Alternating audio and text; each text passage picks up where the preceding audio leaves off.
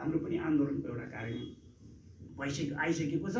त्यो त्यसको पनि नारा हामीले एउटै गरेका छौँ, यो सुशासन र रोजगारी समाजवादको तयारी नारा नै, त्यो नारा नै के अरे उसको यो अहिलेको यो मुभमेन्टको आन्दोलनको छ। यो विषय पनि हामी सँगसँगै लिएर जाजरकोटका सन्दर्भमा पनि केही जाजरकोटका विषयहरू पनि समेटेर यहाँ स्थानीय तहमा भएका कतिपय बेठिक क्रियाकलापहरू छन्, जस्तो भूकम्पकै अहिले अस्ति यो राहत सामग्रीहरू जनताले नागरिकहरूले प्राप्त गरेको छैन भन्ने छ। यहाँ गोदाममा राखेर तपाईँको सडाएर त्यसलाई चाहिँ अहिले डस्टबिनमा अहिले खाडल खनेर पुर्नुपर्ने योभन्दा लज्जाजनक कामहरू कतिपय भइरहेका छन्। त्यस्ता अनेकन गतिविधिहरू छन्। सुरक्षासँग, यातायातसँग, अरू जनताका नागरिकहरूका अनेकन विषयहरूसँग पनि ती कतिपय विषयहरू छन्। ती मुद्दा समेटेर हामी तिनलाई चाहिँ तल लैजाने कुरा गर्नेछौँ र त्यो ढङ्गले हामीले अलिअलि छलफलको विषयहरू बनाएका छौँ।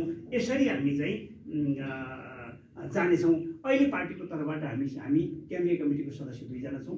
प्रदेश कमिटीमा हामी 1 जना केन्द्रीय सल्लाहकार सदस्य हुनुहुन्छ। त्यसपछि 1 जना केन्द्रीय लेखा परिषद आयोगको सदस्य हुनुहुन्छ। 8 जना हामी प्रदेश कमिटीका सदस्यहरू छौँ।